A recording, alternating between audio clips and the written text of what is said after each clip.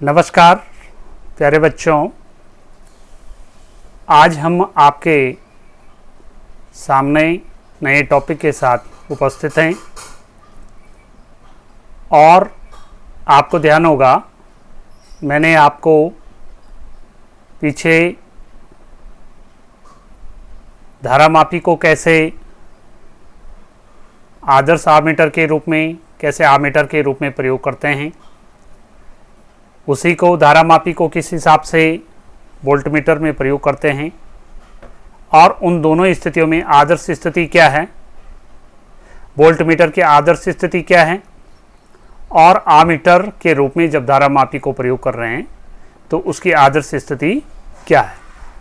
तो मुझे लगता है ये आप भली भांति समझ गए होंगे। आज आपको हम एक नई टॉपिक के साथ आपको समझाने का प्रयास करेंगे। देखिए, आज आपको हम बताएंगे कि एक समान चुंबकीय क्षेत्र में स्थित धारावाही लूप पर बल युग्म। देखिए, सबसे पहले बात आती है धारावाही लूप क्या है। धारावाही लूप हम कई बार आपको ये बोल चुके हैं। धारावाही कुंडली, धारावाही पर्णलिका और दंड चुंबक, ये सब धारावाही लूप का एक एग्जाम्पल हैं। और देखिए, धारावाही लूप होता क्या है, होता क्या है कि जब इन सब में, कुंडली में हो, पर्णलिका में हो, या रेक्टेंगुलर शेप की कोई पर्णलिका है या अन्य किसी भी प्रकार की, या दंड चुंबक है, तो जब इनमें वैद्युत धारा का प्रवाह किया जाता है तो इनमें क्या होता है, एक चुंबकीय गुण उत्पन्न होता है। क्योंकि दंड चुंबक में तो स्वयं ही होता है, लेकिन और चीज़ों में इनमें क्या होता है, एक चुंबकीय प्रकृति उत्पन्न होती है। और इनको अगर हम एक किसी निश्चित दिशा में इनको ठहरा दें तो ये हमेशा क्या होता है, एक अलग दिशा में ठहरती है।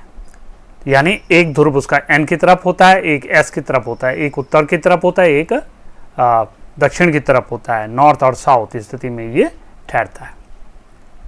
तो इनको हम बोलते हैं धारावाही लूप। तो इस प्रकार से इन धारावाही लूप पर कैसे बल लगता है, कैसे बल युग्म लगता है। देखिए, पीछे हमने आपको बताया कि जब एक आयताकार कुंडली किसी चुंबकीय क्षेत्र में स्थित होती है तो उस पर एक बल युग्म का आघूर्ण लगता है, बल युग्म लगता है। तो ऐसे ही सपोज हमारे पास, जैसे कि आप यहाँ पर चित्र में देख रहे होंगे कि ये कोई एक दंड चुंबक है, ठीक है, ये एक दंड चुंबक है। और दंड चुंबक में आप देख रहे होंगे अनेक धारावाही लूप बने हुए हैं। एक धारावाही लूप, दूसरा धारावाही लूप, तीसरा धारावाही लूप, चौथा, पांचवा, ऐसे ऐसे करके इसमें अनेकों धारावाही लूप बने हैं। देखिए, एक यहाँ पर बना हुआ है, ठीक है, एक यहाँ पर बना हुआ आप देख रहे होंगे, एक ये है, एक ये है, एक ये है। यानी कोई भी पदार्थ है, आप जानते हैं कि अनेक छोटे छोटे परमाणु से मिलकर के बना होता है। और जब इस दंड चुंबक को हम चुंबकीय क्षेत्र में इसको लटकाते हैं तो ये सारे परमाणु एक प्रकार से एक छोटे छोटे धारा लूप का निर्माण करते हैं। और सभी परमाणु पर एक बल युग्म लगता है। और सभी परमाणु के बल युग्म को अगर हम इकट्ठा मिला दें तो पूरे दंड चुंबक पर लगने वाले बल युग्म का आघूर्ण हो जाता है, ठीक है। तो इस प्रकार से जो है बल युग्म का आघूर्ण होता है। अब अगर आगे बात करें, देखिए ये सब नोट्स में यही लिखा हुआ है। अगर इसमें आगे बात करें कि भाई बल युग्म का आघूर्ण आपने कैसे निकालना है, तो इसके लिए देखिए यहाँ पर आप देख रहे होंगे कि अगर मान लीजिए ये जो धारावाही लूप है हमारा दंड चुंबक के रूप में, और इसमें जो है एन परमाणु हैं, तो एन परमाणु का बल, वैसे एक धारावाही लूप पर लगने वाला जो बल युग्म का आघूर्ण होता है वो आप जानते हैं कि tau is equal to IAB sin theta होता है।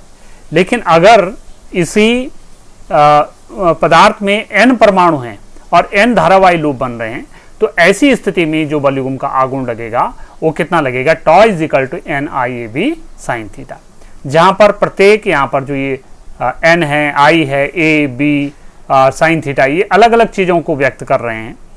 एन का मतलब इसमें कितने परमाणु हैं, यानी इसमें कितने धारावाही लूप हैं, ये जो मैंने पीछे आपको चित्र बताया कि इसमें जो है कितने परमाणु हैं, ठीक है, ये इसमें कितने परमाणु हैं जिनका हमने कुल मिलाकर के धारावाही लूप बल युग्म का आघूर्ण निकालना, ये 1 2 3 4 5 ऐसे करके जो है नंबर ऑफ इसमें जो है क्या होंगे, धारावाही लूप होंगे।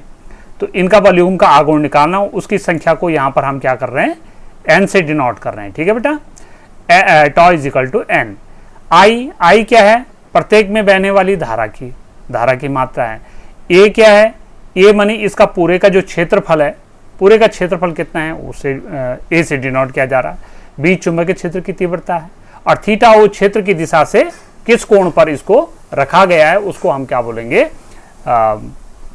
थीटा, ठीक है। तो tau is equal to N I A B sine theta. तो ये बल युग्म का आघूर्ण हो जाएगा जब कोई धारावाही लूप किसी चुंबकीय क्षेत्र में थीटा कोण पर बनाए हुए रखता है, ठीक है।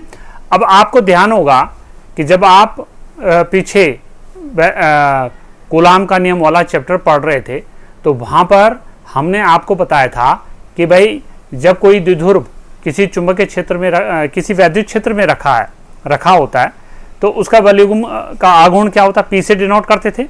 तो ठीक इसी प्रकार से यहाँ पर भी हम देखिए, अगर क्योंकि देखिए इसे अगर हम कंपेरिजन करें इसके, देखिए ये ई यानी वैद्युत क्षेत्र है, यहाँ पर बी, ये क्या हो गए, चुंबकीय क्षेत्र हो गया। साइन थीटा यहाँ भी है।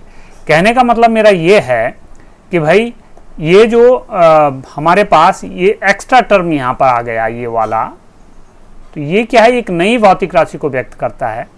जैसे यहाँ पर ये इसके इक्विवेलेंट होगा, यानी जैसे यहाँ पर आप देख रहे होंगे ये बी हो गया चुंबकीय क्षेत्र की तीव्रता, ये वैद्युत क्षेत्र की तीव्रता हो गया, साइन थीटा हो गया। तो दोनों की अगर हम कंपेरिजन करें तो पी, तो यहाँ तो देखिए वैद्युत क्षेत्र में हम इसको पी से डिनोट करते हैं, पी बोलते हैं इसको, यानी वैद्युत द्विध्रुव आघूर्ण।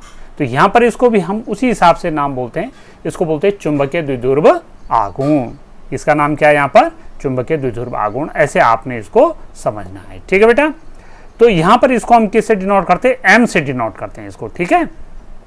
यहाँ से हम इसको क्या करते हैं, एम से डिनोट करते हैं।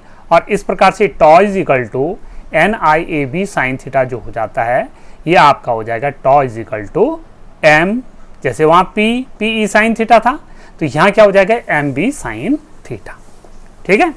तो जहाँ एम बराबर एन आई ए, और एम को हम क्या बोलते हैं यहाँ पर, चुंबकीय द्विध्रुव आघूर्ण। तो बहुत ही इंपॉर्टेंट पॉइंट है, M is equal to N I A. N यहाँ पर क्या हो गए, कुल धारावाही लूप कितने हैं उसमें, दंड चुंबक में धारावाही लूप कितने हैं, और आई उसमें बहने वाली धारा की दिशा है, ए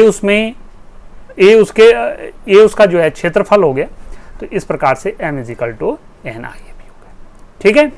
तो मुझे लगता है कि ये चीज़ें आप भली भांति समझ गई। तो चलिए अब मिलते हैं अगले टॉपिक में, तब तक के लिए आप इसको समझे। Okay, thank you.